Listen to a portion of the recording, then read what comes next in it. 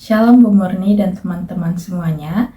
Perkenalkan, nama saya Karen Nasr Ohana dengan NIM 22161010174 dari Fakultas Kedokteran Gigi Angkatan 2022. Perkenalkan, nama saya Angela Perlepadaleti, NIM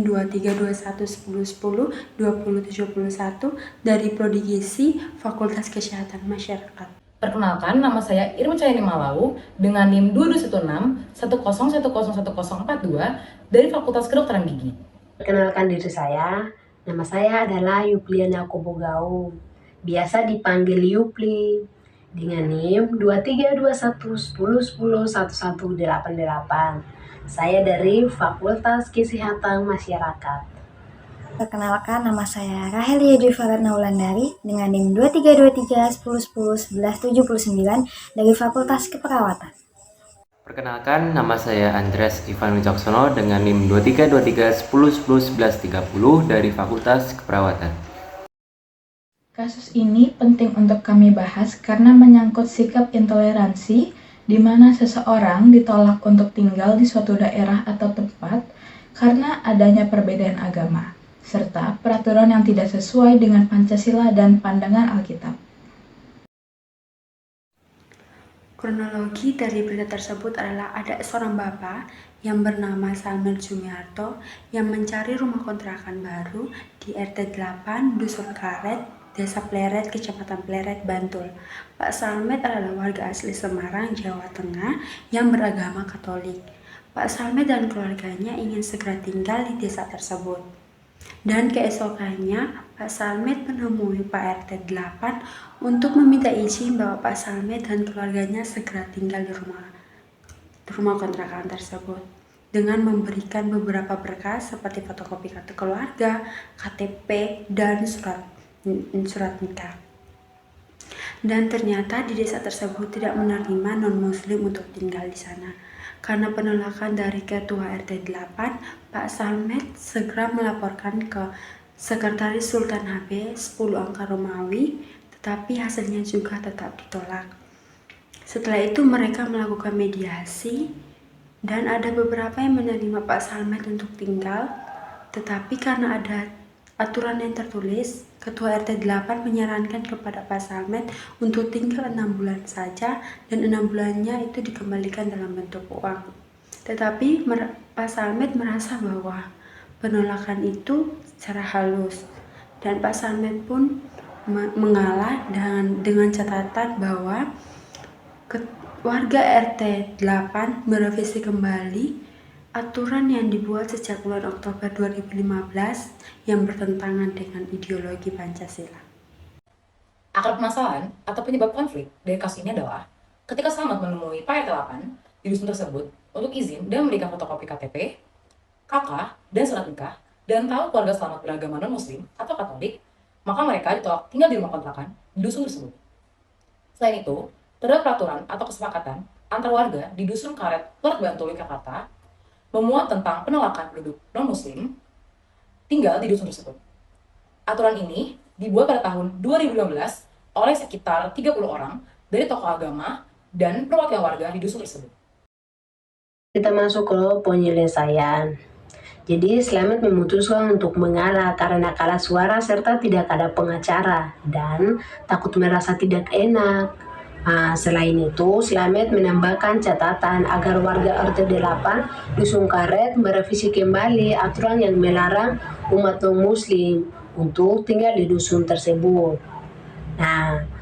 Terus mengingat aturan tertulis yang dikeluarkan Pogiat serta Kepala Duku sejak bulan Oktober tahun 2015 bertentangan dengan ideologi Pancasila yang dianutkan negara Indonesia. Selain itu, Slamet tega berupa mencari rumah kontrakan baru. Padahal secara pribadi, Slamet masih berkeinginan tinggal di Dusun Karet.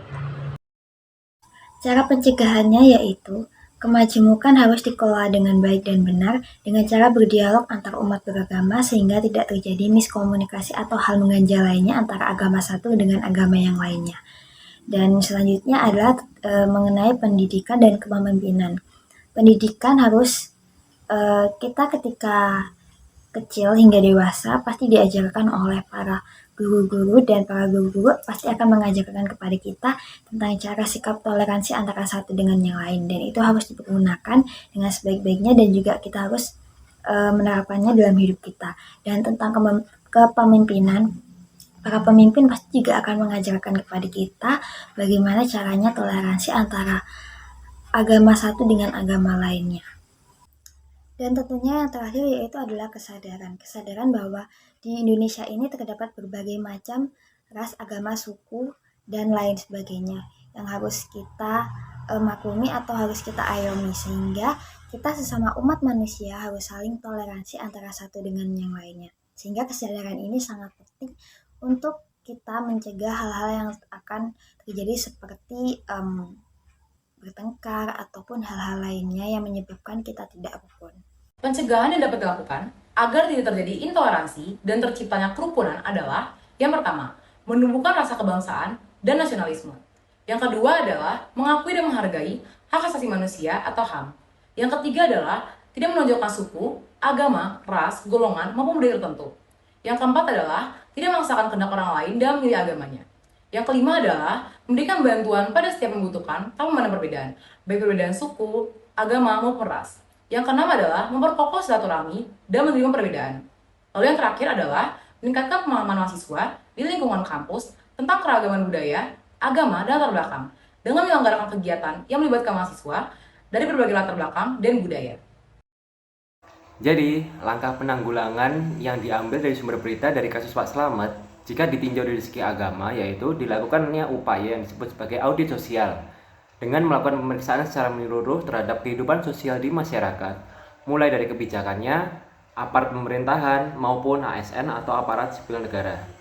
Lalu ditinjau dari segi sosial, Pak Slamet dan beberapa warga serta aparat melakukan mediasi yang pada akhirnya disepakati bahwa Pak Slamet diizinkan untuk tinggal di Desa Pleret. Dan jika ditinjau dari segi hukum, peraturan yang berbau sara di lingkungan Desa Pleret dicabut dan pemerintah Kabupaten Bantul dan DIY segera mengevaluasi aturan-aturan yang menuju pada praktek intoleransi semacamnya. Di sini saya akan menjelaskan mengenai teologi agama. Teologi agama adalah pantulan atau refleksi pemikiran dan penghayatan seseorang terhadap keagamaannya yang mempengaruhi cara bertindak secara praktis dalam kehidupannya. Nah, jadi dalam materi ini akan dipaparkan tentang tipologi tripolar yang dikembangkan oleh Alan Rache, di mana Rache menggunakan tipologi untuk memetakan beragam pendekatan para teolog dan non-teolog Kristen mengenai relasi kekristenan dalam agama lain. Nah, jadi Rache memasukkan pendekatan-pendekatan yang ada ke dalam 3 kategori, yaitu eksklusivisme, inklusivisme, dan pluralisme. Pada kasus yang kelompok kami ambil, warga Dusun Karet Pleret memakai teologi eksklusivisme, yaitu sikap menutup diri dari agama lainnya, yang berarti agama tersebut menganggap dirinya benar dan mempertahankan keaslian dan kemurnian pribadinya. Kami menganggapnya sebagai eksklusivisme karena warga Dusun Pleret ini 100% beragama Islam, dan mereka merasa tidak nyaman kalau ada warga baru non-muslim. Mereka merasa akan muncul berbagai gangguan, yang berarti secara tidak langsung mereka menolak keberadaan agama lain di sekitar mereka dan ingin mempertahankan kemurnian agamanya di lingkungannya. Adapun hal-hal yang digunakan untuk mewujudkan kerukunan di Indonesia adalah yang pertama, yaitu memahami bahwa di Indonesia ini terdapat berbagai macam agama dan suku bangsa ya tentunya, dan tentu saja kita juga harus memahami keberadaan mereka sehingga kita dapat menjalin kerukunan antara satu sama lain dan menciptakan komunikasi agar terhindar dari salah satu yaitu miskom. Penegakan kontraradikalisme melalui medsos dan juga sistem deradikalisasi melalui nilai Pancasila.